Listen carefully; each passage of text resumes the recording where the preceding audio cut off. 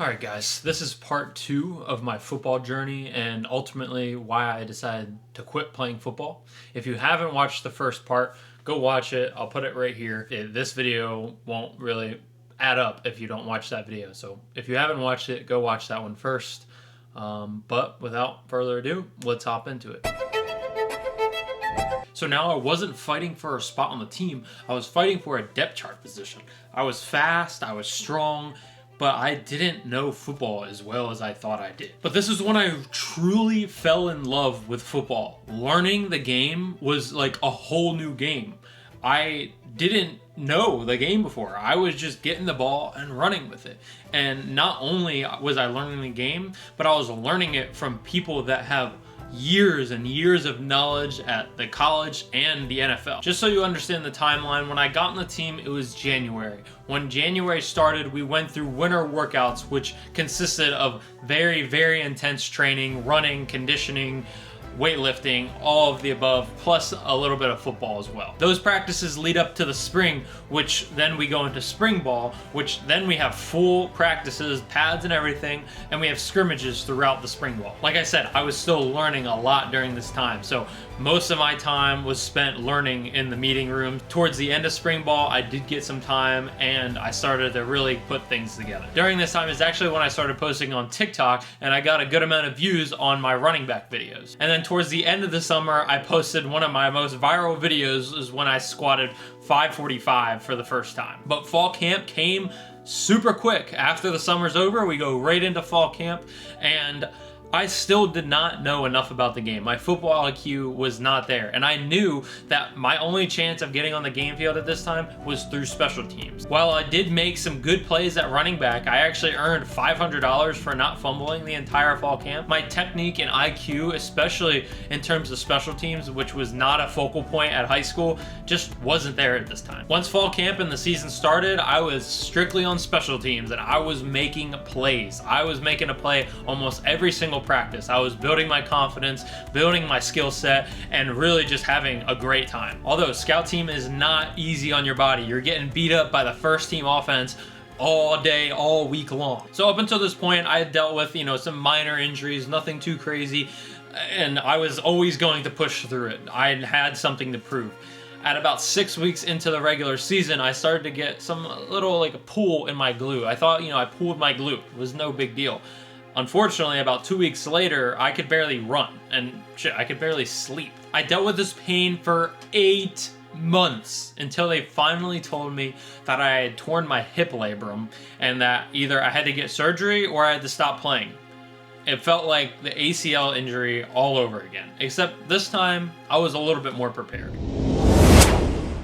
I was not done playing football yet. Throughout this 8 months, I was like a roller coaster and probably gave a bad taste in the coach's mouth. They probably thought I was making it up or I was just being soft, which honestly gave me more motivation to get through this surgery and come back stronger than ever. As much as surgery sucks, it was great to finally have an answer to the problem that I had been dealing with for the past 8 months. So I got my surgery in April of 2024. The surgery recovery is 6 months, so that meant that I was unfortunately gonna miss the entire next football season. I had already been through surgery before, so I knew what to expect. I knew how to listen to my body, and I knew what it was going to take to get back on the field and play football again. Now, during my recovery, Marshall went on to have a very good season. They won the Sun Belt Conference Championship. But then the head coach decided to leave. The same head coach, which was the reason why I came to this school. Was this good or was this bad? And I wasn't sure at first. I had to think about it. But the more that I thought about it, I thought, this was a good thing. I'm gonna get a whole fresh start, and I'm not gonna have that intern kid stuck to my forehead.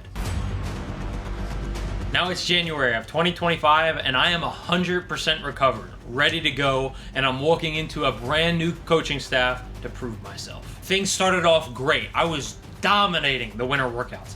Pound for pound, the strongest guy. If I was tired, I was not tired. If I didn't want to do something, I was still doing it. I did not care. I cared about this more than anything I had ever cared about in my entire life. This was truly my last shot. And the reason why this was my last shot is because I had been paying for school this entire time. And I made a promise to myself. If I did not earn a scholarship by the end of this semester, I had to hang it up. with all the time spent, with all the injuries, with all the money I had spent, it wouldn't be worth it anymore. Spring ball comes up fast, and I'm ready now. I know football. Things are clicking. I start getting reps with the third team, then the second team, then the first team, and I'm making plays. But something was just off. As a walk-on to earn a scholarship, you need to be exceptionally talented, and those home run plays just weren't coming. Spring ball came and went really quick, very, very quick, and now it was time for the coaches to make their decision. And so I come in on this April afternoon, walk into the facility doors, make a right into the coach's office, knock on the door. It's my turn to go in for my post-spring meeting, and before I even walked in those doors, I kind of had a feeling. I knew it just wasn't right. The vibe in the air just wasn't there. And so he sits me down and tells me that they don't have a scholarship for me. And he tells me straight up that I'm never going to play running back at this school. They're strictly looking at me just to play special teams. As a freshman, it would have been great to hear that. I would have loved it. But now, as a junior, with only one more year left, and all of the injuries, all the time, all the money spent, it just wasn't worth it. But because I gave literally everything I had, I was nothing but content. I walked out of that office not a single bit sad, not mad, not frustrated, nothing. I genuinely felt nothing. I felt that what had happened exactly for a reason, whether it was God, whether it was the universe, whatever power is going on in this world that we live in, it truly happened for a reason. There was not a single ounce more of energy and effort that I could have put into this. And so the outcome that came was what was supposed to happen. To be at the point that I was right now was already damn near impossible. There was a point where I didn't even know if I was ever gonna play football again. And now that I was in the situation where I was being considered for a scholarship at a crazy established school like Marshall was absolutely insane. For the majority of my journey, I didn't even believe in myself that I could be as far as I got. And so for me to get this far meant the world. And the fact that I got there proved to myself that if I wanted something and then I told myself I wanted to do something, I could trust myself to do it.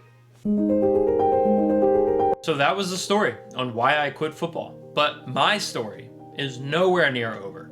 I am just beginning. I will be able to use the lessons and values I've learned from this journey for the rest of my life. But out of all of the lessons, all of the knowledge that I've gained, all of the things that I've went through this entire process, there's still one thing that remains on top. And that's the law of consistency.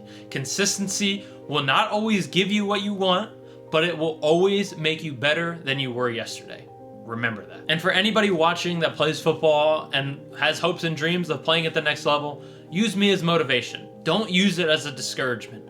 I was a nobody.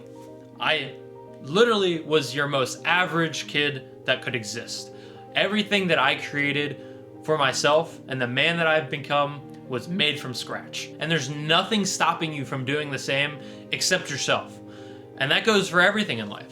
Don't worry about what other people are saying. Just put your head down and remember the law of consistency. Thank you guys for listening to my story. It really means a lot. Truly, anybody who watches this, thank you so much. If I can inspire just one person, that would be amazing for me. I mean, I just made this video just for me to have it for the future and to be able to show my kids. But if I can inspire people and motivate people along the way, that's just amazing. So if you liked the video, leave a like on it, please. Leave a comment, share it with somebody who you might think that can take something from it. But other than that, thank you guys for watching, and I'll see you later, chimps.